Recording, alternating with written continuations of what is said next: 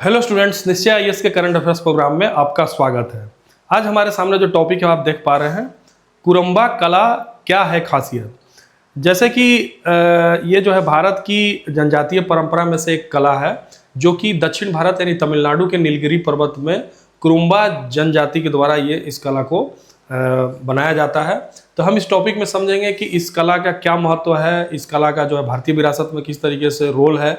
तीन सारी चीज़ों पे हम चर्चा करेंगे, साथ ही देखेंगे कि अभी ये क्यों जो है चर्चा में है। तो कृपया करके आप शुरू से अंत तक बने रहिए इस वीडियो में। देखिए, सबसे पहले हम समझते हैं इसका संदर्भ। देखिए, जब कुरुम्बा कलाकार कृष्णन राघवन को मरणोपरांत पद्म श्री से सम्मानित किया गया तो इससे नीलगिरी की एक प्राचीन कला शैली को राष्ट्रीय पहचान मिली।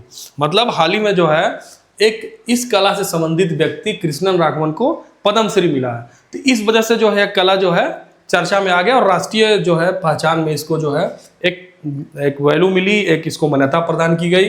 तो ये एक प्राचीन कला है। और दूसरी बात यह है कि कोई भी चीज़ को अगर चाहे कला से संबंधित हो चाहे साइंस से संबंधित हो, अगर वो चर्चा है तो हमारी कोशिश ये रहती है कि आपके लिए लेकर के आऊँ अगर वो महत्वपूर्ण है और यूपीएससी के सिलेबस में उसका कहीं ना कहीं इम्प्लीकेशन या इन्फ्लुएंस है।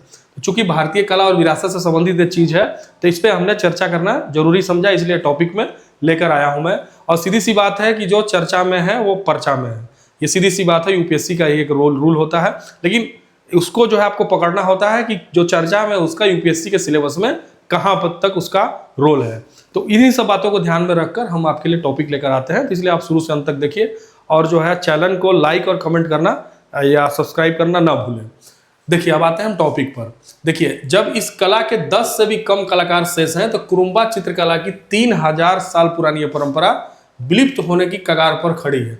मतलब ये 3000 साल पुरानी कला परंपरा है लेकिन विलुप्त के कगार पर है। तो इसलिए जो है इसको भारत सरकार के द्वारा प्रयास भी किया जाना चाहिए इसके संरक्षण के लिए। तो इन सारे बिंदुओं पर हम चर्चा करते हैं। देखिए, सबसे पहले इस कुरुम्बा कला के बारे में थोड़ा सा हम समझ लेते हैं कि यह चित्रकारी मुख्य रूप से तमिलनाडु, केरल और कर्नाटक में रहने वाली कुरुम्बा जनजाति द्वारा की जाती है। कभी कभी इस तरह का फैक्चुअल इंफॉर्मेशन पूछ देता है तो आपको जानकारी में होना चाहिए। कुरुम्बा जनजाति को विशेष रूप से कमजोर जनजातीय समूह के रूप में वर्गीकृत किया गया है। यह भी कभी कभी पूछ देता है कि विशेष रूप से कमजोर जनजातीय समूह में यह शामिल है कि नहीं है, तो इसके बारे में भी आपको जानकारी होनी चाहिए। यह कला प्रकृति, आध्यात्मिक विश्वासों और जनजातीय जीवन शैली को चित्रों के माध्यम से व्यक्त करती है। इस कला की यह विशेषता है, प्रकृति को, आध्यात्मिक विश्वासों को और जनजातीय जो जीवन शैली होती है उसको यह कला चित्रकला के माध्यम से व्यक्त करती है। देखिए, इसकी मुख्य विशेषता क्या है? दीवारों और कपड़ों पर यह बनाया जाता है। ठीक है, चित्रों में बिंदुओं, डॉट्स और सूक्ष्म रेखाओं का विशेष प्रयोग होता है। इसमें डॉट्स का प्रयोग करके इसको बनाया जाता है।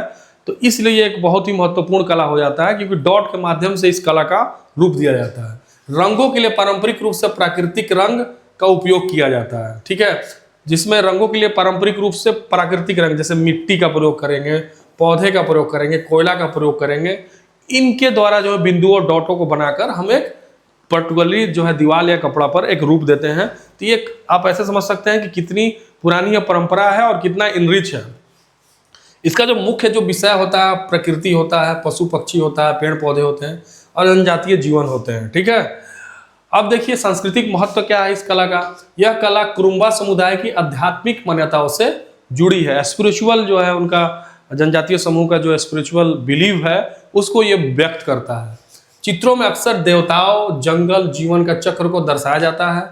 यह कला प्रकृति और मानव के बीच संतुलन और सह अस्तित्व का प्रतीक माना जाता है कि हम जो है प्रकृति से किस तरीके से को एग्जिस्टेंस करें, किस तरह से जो है हम बैलेंस बनाकर चले, जो कि आज के समय में भी बोला जा रहा है कि हम जो है सस्टेनेबल ग्रोथ और सस्टेनेबल डेवलपमेंट हम किस तरीके से करेंगे। जब प्राकृतिक से हम संतुलन बनाएंगे और प्रकृति के साथ को एग्जिस्टेंस करके चलेंगे तभी हम सस्टेनेबल डेवलपमेंट को प्राप्त कर सकते हैं। तो कभी कभी देखा जाता है कि हम जो सामंजस्य नहीं बना के चल पा रहे हैं प्रकृति से, तो उसका परिणाम आप देखते हैं बहुत विभत्स होता है जो प्राकृतिक जो है खेल खेलती है। तो ये देखिए कितनी बड़ी हमारी परंपरा है, कितना बड़ा बिलीफ है कि 3000 वर्ष पहले ही इस चीज़ को लोग जान गए थे कि इस कला के माध्यम से जो मानव के बीच जो संतुलन होना चाहिए, मानव और प्रकृति के बीच जो संतुलन होना चाहिए और मानव और प्रकृति के बीच जो है सह अस्तित्व यानी को एग्जिस्टेंस होना चाहिए, तभी एक दूसरे के सहयोग से दोनों जो है आगे बढ़ सकते हैं और सतत विकास को प्राप्त कर सकते हैं। तो आज के अगर मॉडर्न समझ में अगर आप इसको चर्चा करेंगे तो सतत विकास का ये एक प्रारूप हो सकता है। ठीक है, अब हम बढ़ते हैं आगे। देखिए वर्तमान स्थिति क्या है।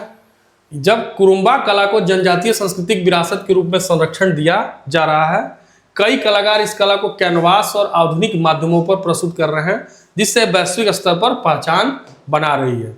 मतलब ये पुरानी जो हमारी कला है और जो है संरक्षण दिया जा रहा है, तो कई जो कलाकार है इसको मॉडर्न रूप में जो है आधुनिक माध्यमों से कैनवास पर इसको बनाने का प्रयास कर रहे हैं। जाहिर सी बात है कि ये जो है विलुप्त होने के कगार पर अगर कोई कला है और इस कला के कलाकार को पद्मश्री से सम्मानित किया जाता है, तो ये राष्ट्रीय पहचान तो मिली ही, साथ साथ अगर इसको मॉडर्न तरीके से अगर इसको व्यक्त किया जाता है तो इसको संरक्षित भी सही तरीके से कर पाया जाएगा और इसके कला को जो बनाने वाले होंगे उनको भी प्रोत्साहन मिलेगा एक तरीके से।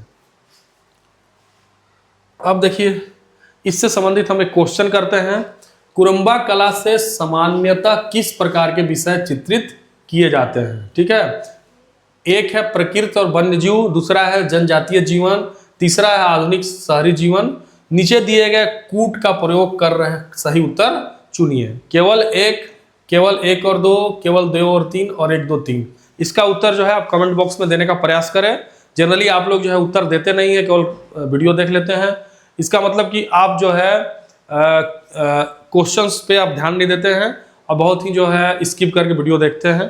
तो कृपया करके ध्यान से वीडियो देखिए, आप ही के लिए लेकर आते हैं हम लोग। तो अगर आप ध्यान से नहीं देखेंगे तो कोई लाभ नहीं होगा, इससे अच्छा आप देखिए ही मत।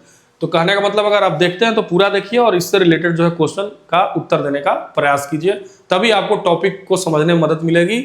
और जो आर्ट एंड कल्चर से जो भी चीज़ें निकल कर आती है, तो कम चीज़ें निकल कर आती है और जो आती है बहुत ही इंपॉर्टेंट होता है, तो उसके महत्व को देखते हुए आपको उसके बारे में जानकारी जुटानी चाहिए। और हो सकता है कि 2026 के प्रारंभिक परीक्षा में कुरुम्बा कला से संबंधित कोई क्वेश्चन पूछ ही दे।